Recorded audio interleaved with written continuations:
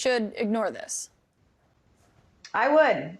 Yes, I would. This is an issue that Republicans have been largely on the wrong side of. We have, over the last 9 months, not shown compassion towards women.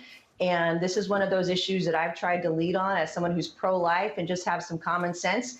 In the state of South Carolina, just a few weeks ago, we had some folks in the state legislature that essentially wanted to execute women who had abortions. So we've got some extreme views on this issue, but 90% of America is somewhere in the middle. And I think that that 90% would be okay with listening to the FDA rather than a judge who used an old law that was determined unconstitutional by the Supreme Court. I think the vast majority of Americans would support that decision. Yeah, and I know you think that your party has gotten it wrong on abortion, the way that they message on it. You think that the House majority would be bigger if Republicans were better. So what do you say to Texas Republican Tony Gonzalez, who suggested that the Republican-led House should consider defunding some of the FDA's programs if they ignore this court's decision?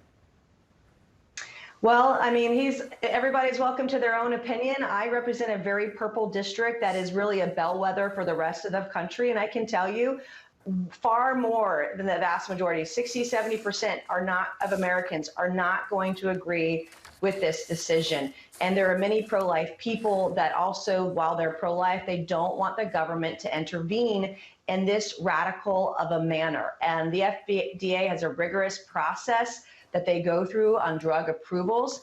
Most of the time they get it right. When they don't, there are lawsuits regarding the efficacy of those drugs, and there's already another lawsuit. But what this judge did, the basis of his ruling, there's really no basis for it because he used a law that the Supreme Court said was unconstitutional in 1983. It's sort of a rogue thing that's happening right now.